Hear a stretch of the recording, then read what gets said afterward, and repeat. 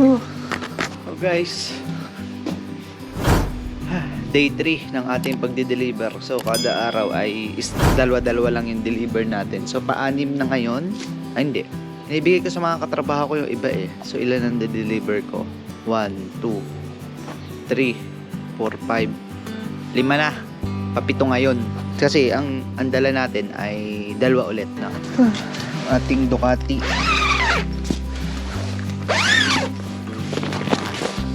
Yes naman. Hirap lang ito ilabas eh. Kilo siya na kanina. So, hindi ko pa nalilinis ito ah. Maalikabok na. So saan ko pwede ilagay yung ating 360 camera? So kailangan natin mag cellphone eh. Hindi natin kabisado yung papunta doon. Ito na naman tayo sa paggagayak na matagal. Bago talaga ako makaalis ay isang damakmak na kolerete ang pinagagawa ko sa buhay. Yung sa 360, baka pwede ka dito. Yung cellphone, lagay ko lang sa dulo. Diyan ka lang sa may tape. Tapos ikaw dito ka. Sana gumana, ano? Feeling ko hindi eh. So, hindi ko alam kung saan ko lalagay ito. Dito pwede maipit eh. So, pag dito, pwede naman siguro dito. Hindi nga siya pwede. Yan. Tapos, itong 360 ay magkabog mamaya eh. Kasi itong 360 natin guys is hindi naman to pwedeng magkabog basta-basta. Kasi nga yung lens nito, kung makikita nyo, yan, nakaumbok. So hindi natin pwede siyang magpatak kasi basag agad yung lens. So try. Sa cellphone natin, hindi ko lang kung magkakaigi. Ayun, kaigi naman siya. So pwede natin pagsabay-sabayin. So tinanggal ko pa yun nandito, no? Okay lang yun. Tapos ngayon, ang kukunin natin ay yung address ni Ka Bernie kasi siya yung pupuntahan natin. Ito na nga. Tama ba? Parang hindi ito ah. Costco. Ay, ito nga. Katabi ng Costco. 7.8 kilometers lang naman. So, ang maganda kasi dito sa Japan is accurate yung mga address nyo. So, address lang ang pwede kahit i-type mo sa Google Maps or kahit sa ang maps is mababasa na niya. Itali ko lang at baka magkabog din. Okay na yan. Hindi na siguro yan. Let's go. Sarap na naman ang panahon. Mainit, maaraw, tapos yung temperature malamig. Dapat ganito na lang lagi sa panahon dito sa Japan, no? Hindi kapag ka-summer, putang ina, sobrang init. Pag winter naman, sobrang lamig. So sa iba tayo pinadadaan ng mapa natin, pero may iba tayong alam na pwedeng madaanan. So kumbaga ay wala tayong internet. Guys, hindi magra-route yung ating cellphone. Tika, hindi ko nabuksan yung ko eh. Yung hotspot, wait lang. Tigil tayo sa gilid. So, hindi ko nabuksan yung hotspot. Yung hotspot natin, no. Nandito kasi yung isa kong cellphone eh. Sa bulsa na nga lang to. Ayun, ang bilis ah. Kumunik agad ah. So, buti na lang talaga, may bike tayong ganito, no. Kasi hindi tayo mahihirapan sa mga kada may pupuntahan tayo. So oo, titipa ka pa din, pero hindi katulad ng company bike. Parang hirap nun pag may pupuntahan ka. Ang bigat, tapos iba yung gear ratio niya, yung basta pang-ahonan siya. So kapag kagantong flat, ang bagal niya. So ang bigat pa, kaya nakakainis. So hindi ko susundin tong unang ito sa mapa na sinasabi. Kasi nga medyo sa ulo ko pa naman dito pag malapit sa amin. Pinapalayo niya ako ah. Yun yung kaibahan pag medyo tukoy mo na yung daan. Pwede ka mamili sa una. So kapag di mo talaga totally alam, is wala kang magagawa kundi sundin. Pero suggest ko lang is kapag nakamap kayo is zoom out nyo yung maps nyo para makita nyo kung pwede ka bang padiretso o pwede bang hindi sundin yung totoong nilalagay ng maps, or pag dinire-diretso mo lang ay yun din naman yung lalabasan, no?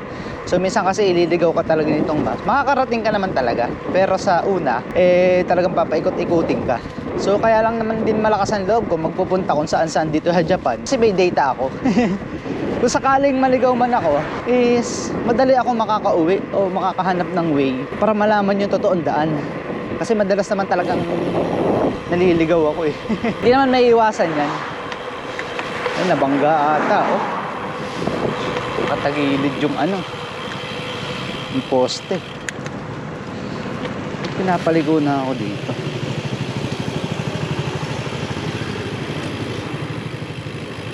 Hindi ako dito. Hindi tayo sa kabila pa. Kaya ako dyan guys. Pangit dyan. Tamo, imbis sa padiretso, pinapaano niya tayo. Pinapaliko.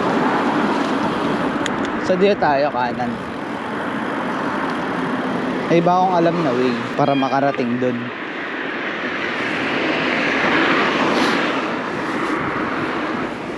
Yan, dito. Sarap mag-bike gantong panahon. Kaso nga lang, ang hirap lang kapag ka nag-bike ka ngayon is pag inabot ka ng gabi, eh sobra namang kalamig. Okay lahat ang hali eh.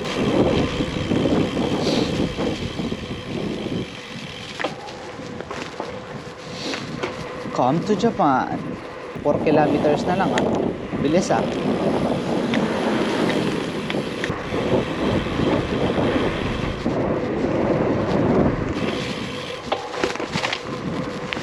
Sumasabit yung cellphone dito.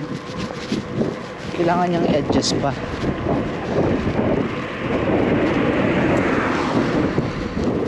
Okay lang yan.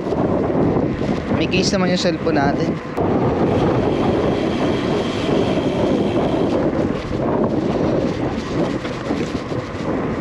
Po tayo nakakasunod sa map oh. Dito dito pinadaan sa ilog, sa gilid ng kanal. Pero all goods naman oh, may daan naman. Sa kabila, kabila tayo. So gilid ng kanal guys oh, kasulan tubig oh. So di ko to alam yung lugar na to ah. Saan tayo? Diretso lang.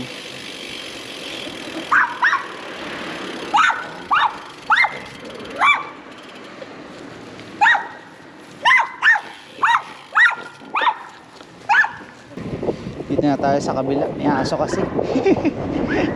Para malapit dito yung kinainan namin dati ni na boss. Ah, ito na nga, Corabeco. Oo nga, oh. Ito yung kinainan namin ni na boss. Sabi na nga ba eh, natatandaan ko yung lugar eh. Yan, oh. Tsaka kami kumain, guys. Corabeco. Sangyupsal yan. I mean, hot pot. Yung sangyup sa Pilipinas, kumbaga. Medyo nasasaulo ko na. Mahilig kasi ako pumunta sa mga lugar or dumaan sa mga lugar na hindi ko pa talaga nadadaanan. Kasi nga diba, mas exciting, mas nakakapag-explore ka, may daan pala sa mga ganun lugar. Oh, ito pwede tayo kumaliwa dito. Mas maganda yung daan dito eh. Grabe, binabanas ako. Tingnan natin yung gloves.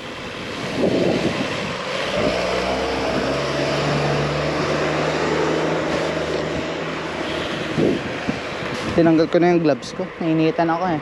So kaya sa magpaikot-ikot tayo ay sundan na lang natin tong ano. Kasi ang hirap din manghula eh. So guys, ROI na nga pala ako sa ating chili garlic. Unang gawa pa lang. Nasagot niya na agad yung blender na binili. Unang gawa pa lang yun ha. So ngayon, ang dami ko pang tira. May dalawa pa akong tira sa bahay na chili garlic. 4, ano ba yun lahat? 4 pa bale. Kaso nga lang ay yung dalawa ay kay Benji. So next week natin madadala yun. At the same time is makainom-inom na din tayo ng kaunti. So makakamusta man lang si Benji kasi after ng kontrata ko dati, si Benji ay hindi ko pa ulit nakita. Ano? So dadalang ko ng chili garlic. Actually, nabentahan ko. Tapos, ayun, makikipag-banding naman tayo kahit konti.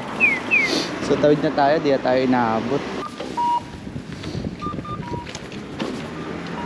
So, grabe guys, kanina pa akong nagpaikot-ikot.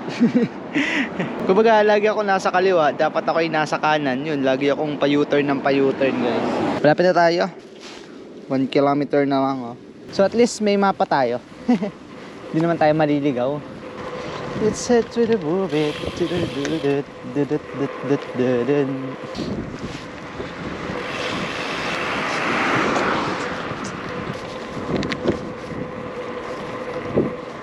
So feeling ko alam ko na to eh. So sinisip ko na ako. Pag may nakita akong Joy Joy Karaoke ay malapit na yun sa pupuntahan natin mamaya na ano guys, second hand shop. So papasyal lang tayo doon. Tsaka sa piyasahan ng bike guys, pupunta ako. Malay mo may matipuhan tayo, no? So malapit na, 400 meters na lang. Ayun, Ispopia. Kita na Ispopia. Malapit na. Kaso si Cabernet ay hindi nag-reply. Anak ng toko ah. Baka nakakatulog yun.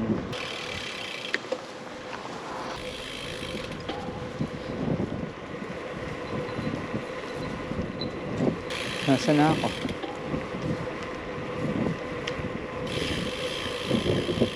Diretso. Ah, ito na.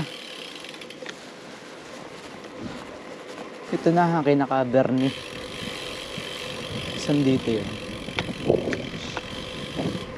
Ah, ito. Itong mataas na apato. So, tawagan na lang natin, no? Ito, Punabico.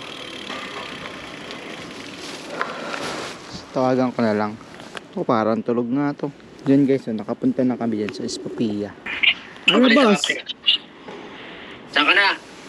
Eh, dito bahin nyo. Oo, dyan nga. Ay, siya, nandun na ako sa labasan. Sige. So, dito nga ang kanila. If I'm not mistaken. Tatanggal na tong tape ko.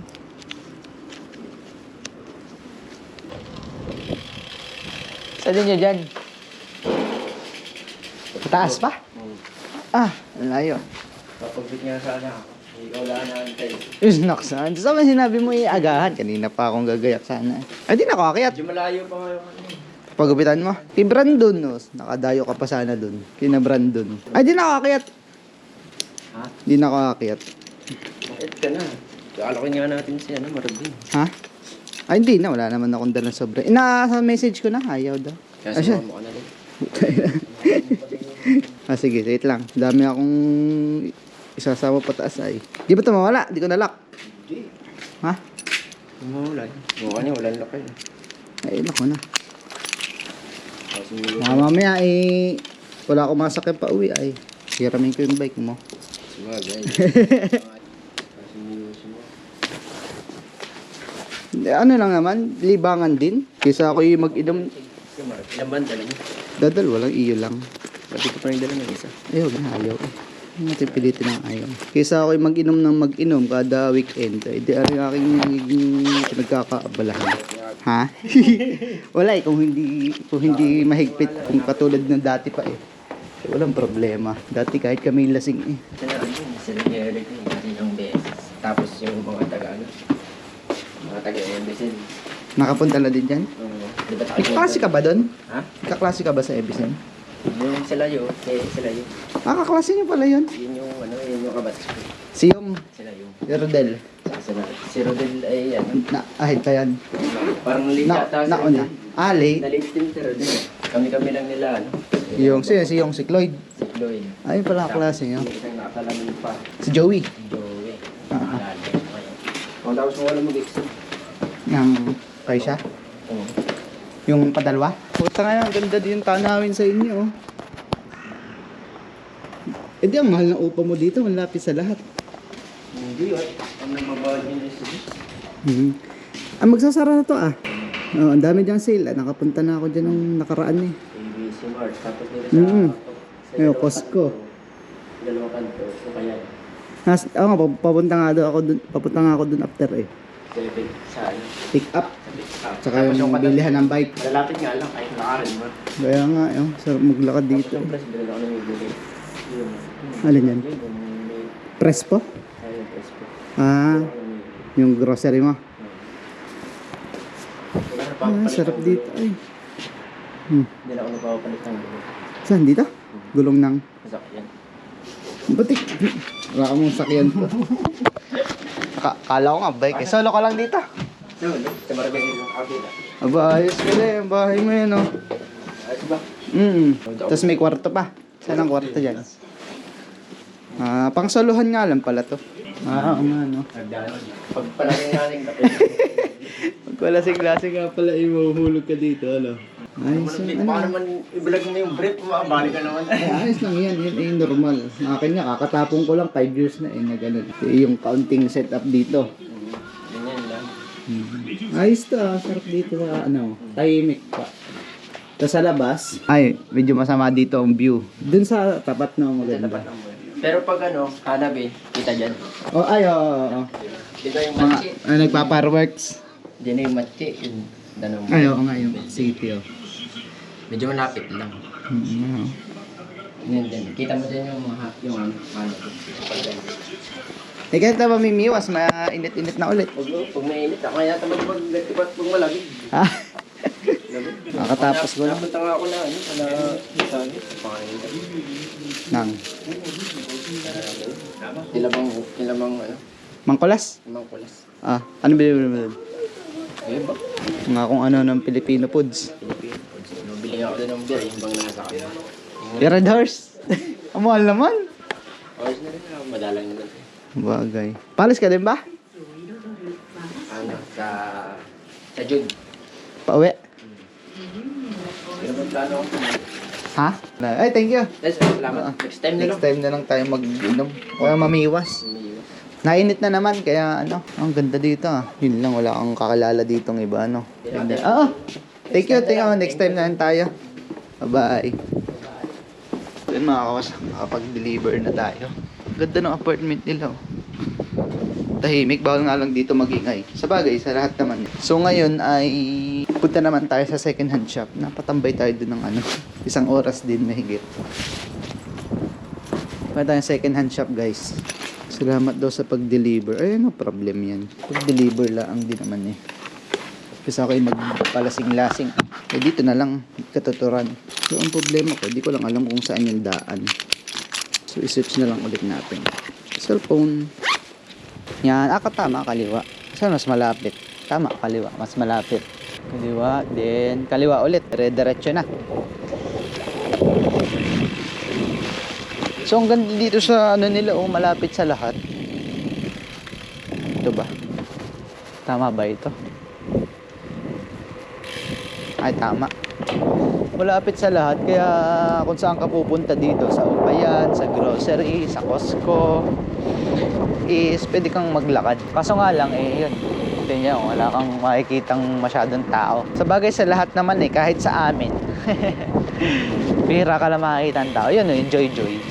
Dun yung Ukayan, guys. Katabi lang nun, no?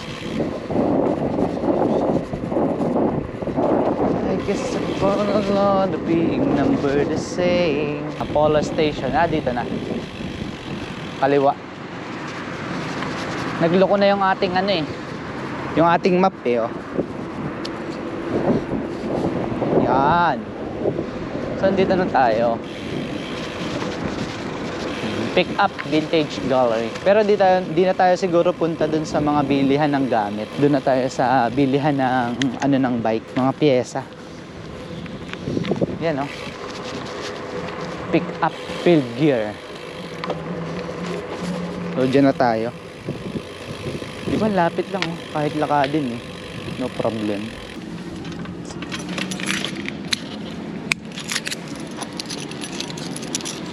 So yun mga kawasak, may nabili naman tayo kahit isa. Tanga na 1.7, liit-liit. So kung makikita nyo ito itong bag na to, so most dapat talaga dito siya.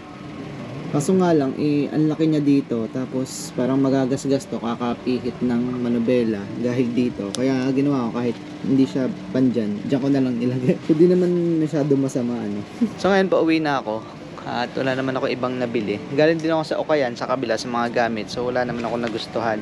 Kaya ngayon ay Gorabels na tayo, pauwi. Tali ko lang yan, kaunti. Sabay message, pauwi na me, I love you. Tapos hindi ko alam alam kong konti yung daan pauwi, pero hindi ko kabisado no. Kaya magmamaps tayo ulit. Try natin kung di makakasagabal sa pagpedal. Ay, hindi guys. Okay lang siya.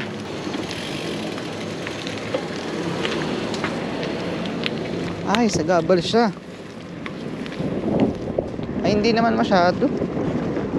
Biglang bukol. So pangunahan talaga siya guys.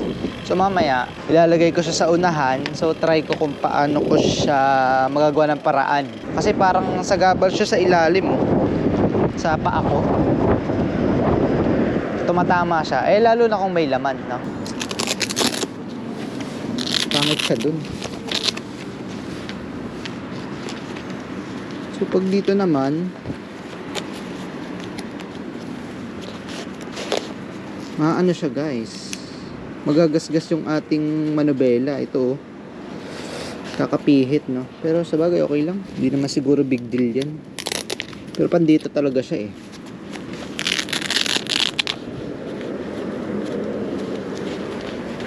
Bagay ba? Alam na natin para magamit agad. So alam na natin ito. O yan, no? Pwede na nga.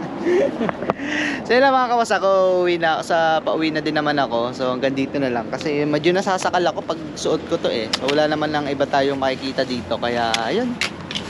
Ang ina yung shades natin. Ray-Ban pa man din to. So tingnan nyo nga ngayon, no, kung bagay ba. Kung okay lang ba yan. Parang okay naman siya, no? Itsura na lang din natin. Sila mga kawasak, ride safe always sa inyong lahat and peace out.